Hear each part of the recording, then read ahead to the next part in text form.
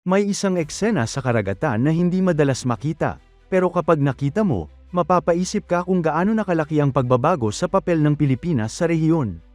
Isipin ninyo ito, habang naglalayag ang mga modernong barko mula sa iba't ibang bansa patungo sa pinakamalaking maritime exercise sa buong mundo, isang barko ng Pilipinas ang nasa unahan ng formation. Hindi barko ng isang superpower, hindi barko ng bansang may pinakamalaking navy, kundi isang barko ng Philippine Coast Guard. At higit pa rito, ang barkong Pilipino pa ang nanguna sa isang mahalagang bahagi ng multinational exercise habang patungo sa RIMPAC 2026. Ano ang ibig sabihin nito para sa Pilipinas? At bakit mahalaga ang pangyayaring ito sa kinabukasan ng ating maritime security? Iyan ang ating pag-uusapan ngayon.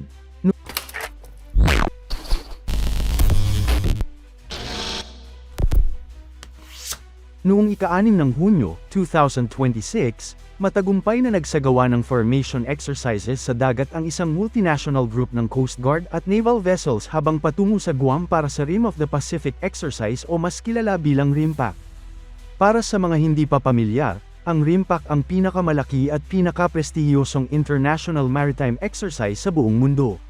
Dito nagsasama-sama ang mga barko, eroplano, at mga tauhang militar mula sa iba't ibang bansa upang magsanay sa iba't ibang operasyon sa dagat. Ang layunin nito ay hindi lamang pagpapakita ng lakas. Mas mahalaga rito ang pagpapalakas ng kooperasyon, koordinasyon, at interoperability ng mga bansang may iisang layunin na mapanatili ang kapayapaan at katatagan sa Indo-Pacific region. Habang patungo sa Guam, nagsagawa ng iba't ibang exercises ang mga kalahok na barko bilang paghahanda sa mas malalaking aktibidad na kanilang haharapin sa RIMPAC. Kabilang sa mga isinagawang pagsasanay ang screen cooperation, communication exercises, at publication exercises. Sa unang tingin, maaaring isipin ng ilan na simpleng paglalayag lamang ito ng mga barko sa dagat. Ngunit sa realidad, napakahalaga ng mga pagsasanay na ito.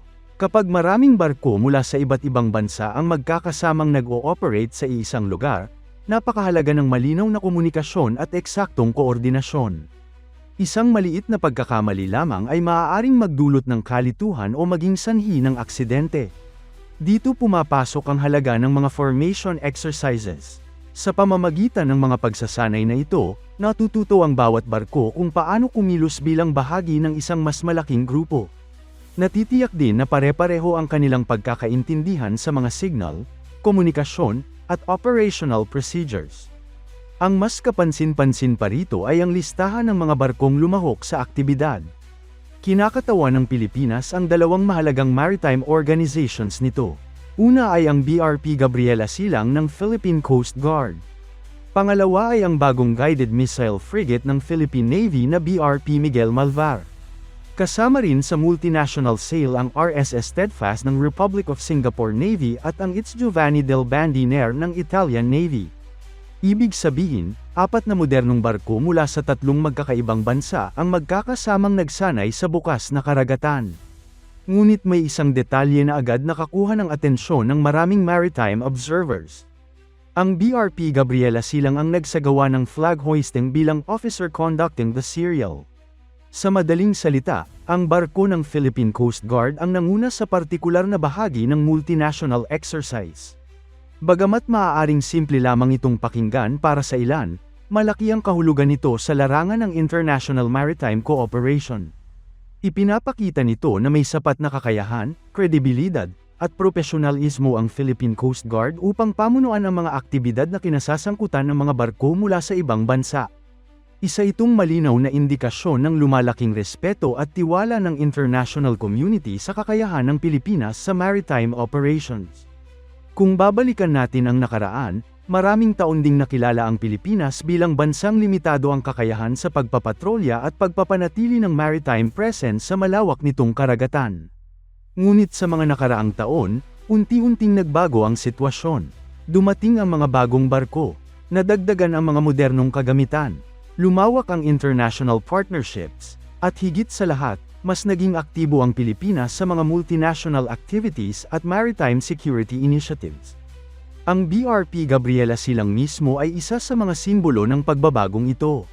Bilang isa sa pinakamalalaki at pinakamodernong barko ng Philippine Coast Guard, Malaki ang naging papel nito sa iba't ibang operasyon, kabilang ang maritime patrols, search and rescue missions, humanitarian assistance, at international engagements.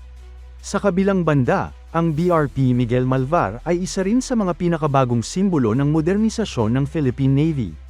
Ang pagkakaroon ng Coast Guard vessel at Navy frigate na magkasamang lumalahok sa isang international exercise ay nagpapakita ng isang mahalagang mensahe.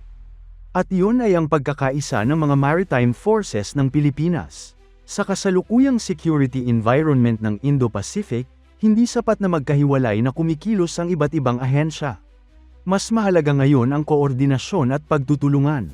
Kapag pinag-uusapan ang maritime security, disaster response, search and rescue, at law enforcement operations, kailangang magkasabay at magkakatugma ang pagkilos ng Coast Guard at Navy.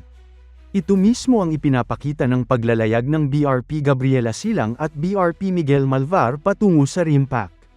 Hindi lamang sila kumakatawan sa kani-kanilang organisasyon. Kinakatawan nila ang buong Pilipinas. Isa pang mahalagang aspeto ng multinational sale na ito ay ang pagpapakita ng interoperability.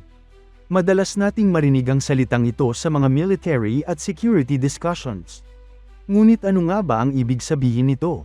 Ang interoperability ay ang kakayahan ng iba't ibang bansa na magtulungan ng maayos kahit magkakaiba ang kanilang kagamitan, sistema, at operational procedures. Kapag may kalamidad, sakuna, o emergency sa rehiyon, napakahalaga ng interoperability.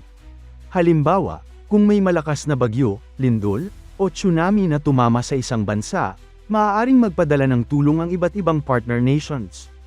Kung sanay na silang magtulungan at magkomunikasyon bago pa man mangyari ang sakuna, mas mabilis at mas epektibo ang kanilang magiging pagtugon. Ito ang isa sa pinakamahalagang dahilan kung bakit regular na nagsasagawa ng multinational exercises ang iba't ibang bansa. Hindi lamang ito paghahanda para sa mga security challenges. Ito rin ay paghahanda para sa humanitarian assistance at disaster response operations. At dito muling nagiging mahalaga ang papel ng Pilipinas. Bilang isang bansang madalas tamaan ng bagyo, lindol, at iba pang natural disasters, mahalagang may kakayahan tayong makipagtulungan sa international partners sa oras ng pangangailangan. Ang mga pagsasanay tulad ng isinagawa habang patungo sa Guam ay nagbibigay ng mahalagang karanasan at kaalaman sa ating mga tauhan. Mas natututo silang makipag-coordinate sa ibang bansa, mas napapalawak ang kanilang operational experience, at mas napapalakas ang kakayahan ng Pilipinas na tumugon sa iba't ibang sitwasyon sa hinaharap. Sa mas malawak na perspektibo, ang eksenang ito sa dagat ay sumasalamin din sa patuloy na pagtaas ng papel ng Pilipinas sa Indo-Pacific. Sa panahon ngayon, lalong nagiging mahalaga ang rehiyong ito sa pandaigdigang kalakalan, seguridad, at ekonomiya. Maraming bansa ang nakatuon ng pansin sa pagpapanatili ng isang malaya, bukas, at mapayapang Indo-Pacific. At malinaw na nais ng Pilipinas na maging aktibong bahagi ng misyong ito. Habang papalapit ang BRP Gabriela Silang at BRP Miguel Malvar sa Guam kasama ang kanilang mga international partners, dala nila ang isang mahalagang mensahe. Na ang Pilipinas ay handang makipagtulungan, handang tumulong, handang tumugon sa mga hamon ng panahon, at handang gampanan ang mas malaking papel sa pagpapanatili ng seguridad at katatagan sa rehiyon. Sa huli, ang multinational group sale na ito ay higit pa sa simpleng paglalayag ng mga barko. Isa itong simbolo ng pagkakaibigan ng mga bansa, simbolo ng pagtutulungan, at simbolo ng lumalawak na kakayahan ng Pilipinas sa larangan ng maritime operations. Mula sa Philippine Coast Guard hanggang sa Philippine Navy, malinaw ang mensahe na ipinadala ng ating mga marino habang binabaybay nila ang karagatan patungo sa RIMPAC 2026. Ang Pilipinas ay may isang boses sa dagat, isang boses na handang makipagtulungan sa mga kaibigan at kaalyado. Isang boses na naninindigan para sa kapayapaan, kalayaan, at katatagan sa Indo-Pacific. At habang patuloy na lumalakas ang ating maritime capabilities, mas marami pa tayong makikitang pagkakataon kung saan ang watawat ng Pilipinas ay hindi lamang kalahok sa mga international exercises kundi isa ring leader na pinagkakatiwalaan ng buong mundo.